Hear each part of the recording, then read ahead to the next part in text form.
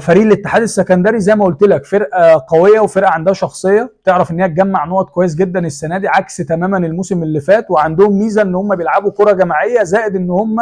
بيعرفوا يستوعبوا التعليمات اللي مطلوبه منهم من جانب الجهاز الفني بقياده الكابتن طارق العشري. كابتن طارق عنده برده ميزه ان هو مدرب عنده هويه، يعني وانت مغمض كده بتتفرج على اي فرقه، ده اللي بيمرن الفرقه دي كابتن طارق العشري مثلا، اللي بيمرن الفرقه دي كابتن ايهاب جلال، اللي هو بمجرد ما تشوف تفاصيل معينه اثناء المباراه تعرف ان اللي واقف على الخط فلان الفلاني، هو من اصحاب المدرسه دي، وقدر ان هو يحافظ على الحته دي بشكل كويس وبيحقق من خلالها نجاحات. فهو بيقدر ان هو يعمل توازن من خلال ان هو بيعرف يبني منظومه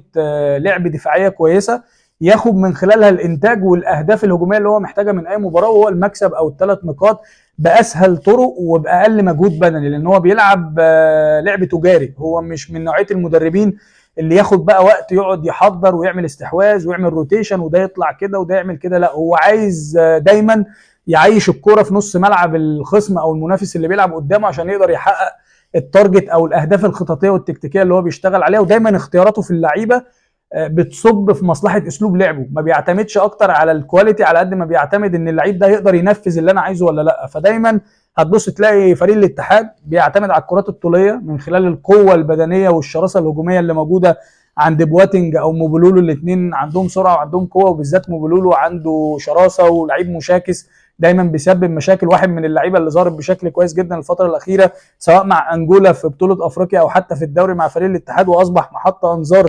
بشكل رهيب. وعنده مجموعه بتلعب على الاطراف عندهم برضو مهاره وعندهم سرعه وعندهم حلول فرديه كويسه، سواء هنا مثلا لما بيلعب عبد الغني محمد الفتره الاخيره او فوزي الحناوي، او نفس الكلام بالنسبه لابراهيم حسن، احمد عادل ميسي مثلا لما بيلعب في الحته دي، او كريم الديب ساعات مثلا بيزقوا من نص الملعب يلعبوا هنا، او ساعات بيحطوا ناحيه الشمال، وهو تقريبا ابرز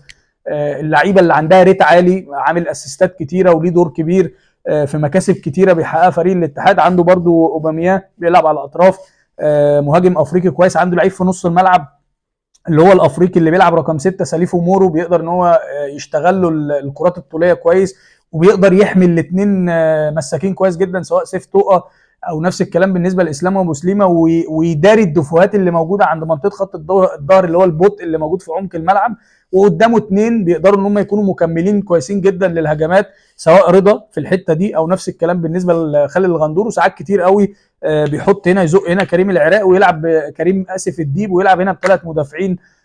بالشكل ده، ويدي اريحيه او صلاحيه اكتر لهشام صلاح لما بيكون موجود. ده تقريبا الشكل المعتاد عليه فريق الاتحاد السكندري. لكن هم زي ما عندهم مميزات عندهم عيوب. من ابرز العيوب الارتداد الدفاعي بيكون فيه بطء شويه بالذات في منطقه نص الملعب. الراجل ده عنده مشاكل ان هو اجريسيف او عنيف شويه زياده عن اللزوم، تقدر ان انت تاخد منه فاولات، تقدر ان انت تشتغل عليه واحد على واحد وتسبب خطوره في الجزئيه دي، لان زي ما قلت لك المنطقه بتاعت عمق الملعب في الاتحاد بالنسبه لخط الظهر فيها ازمه في حته السرعه والبطء في التحضير. في الجزئيه دي هم مميزين في الكرات العرضيه، مميزين في الكرات الطوليه المواجهه المباشره، هم متفوقين فيها نتيجه للاطوال، وان هم مميزين فيها هجوميا ودفاعيا بشكل متوازن. فالنادي المصري لو ما قدرش ان هو يعمل كنترول ويتحكم في الاندفاع الهجومي بتاعه، ان هو دايما عايز يعمل استحواذ ودايما عايز يبقى عنده اندفاع بقى، سواء هنا مثلا محمد الشامي وهنا ميدو جابر وهنا فخر الدين بن يوسف، ونفس الكلام سمير فكري ومحمود حماده ومعتز زدام، وهنا احمد عيد، ونفس الامر بالنسبه لسعداوي. وهيلعب طبعا عمرو موسى وباهر المحمدي نتيجه ان حسين السيد مش موجود، وفي اصابه طبعا احمد ايمن منصور. فلو انت اشتغلت بالمساحات الكبيره دي وان انت تلعب دايما اوبن جيم هيبقى عندك مشكله. اي كوره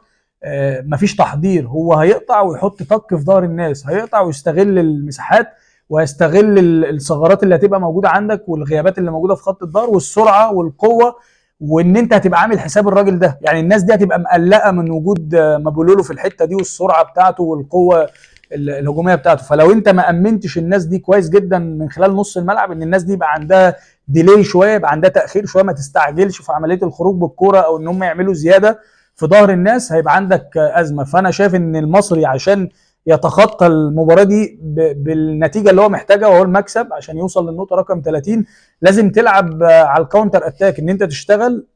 ككومباكت ديفنس، تشتغل دفاع محكم وتشتغل كوحده واحده، ان الناس تشتغل بالمنظر ده. وانا معيش الكوره، انا بشتغل بالمنطق ده وبالمنظر ده كثلاثي وسط ملعب قدام رباعي خط الظهر، وان انا الناس دي تخدم على الباكات بتوعي برضو بالمنظر ده. اي كره طوليه هتبقى من مصلحتي وهقدر ان انا استحوذها، اي كره تانية هتنزل من المدافعين بتوعي هيبقى عندي الكثافه العدديه في منطقه نص ملعبي ان انا اقدر من خلالها اعمل استحواذ وابدا اشتغل على الناس دي. اطلع بقى هنا مثلا محمد الشامي، او اطلع مثلا هنا غلاس قناوي وكابتن علي مثلا يلاعب هنا الشامي عشان السرعات، او صلاح محسن على حسب مين اللي هيكون متواجد، وابدا ان انا استغل المساحات الفاضيه اللي هتكون موجوده هنا، المساحات الفاضيه اللي هتكون موجوده هنا. لان بمجرد ما الاتحاد بيقطع الكوره الناس دي بتبقى موجوده في حضن المدافعين بالشكل ده. اول ما بيقطع الكوره وبيبدا ان هو يشتغل، الاثنين دول على طول سبرنت بيبقوا في ظهر المهاجم اللي بيلعب في الجزئيه دي سواء موبيلولو او بواتنج، وتلاقي الاثنين دول يروحوا داخلين بالشكل ده في عمق الملعب في ظهر الناس بتاعت نص الملعب بالنسبه لاي فرقه بتلعبها. فتلاقي الحته دي كلها فاضيه لان كابتن طارق بيعتمد ان الراجل ده ما شاء الله بدنيا قوي وعنده القوه البدنيه اللي يقدر ان هو يعمل ديستروي لاي حاجه، يدمر اي هجمه. فلو انت اشتغلت بعقلك شويه واستغليت المساحه دي والمسافه الكبيره اللي هتبقى ما بين الراجل ده والاثنين دول، هتقدر ان انت تعمل شغل كويس وتطبق الشغل الهجومي اللي انت كنت بتطبقه الفتره اللي فاتت، وتبقى المأموريه بالنسبه لك سهله. انما لو اشتغلت هجوم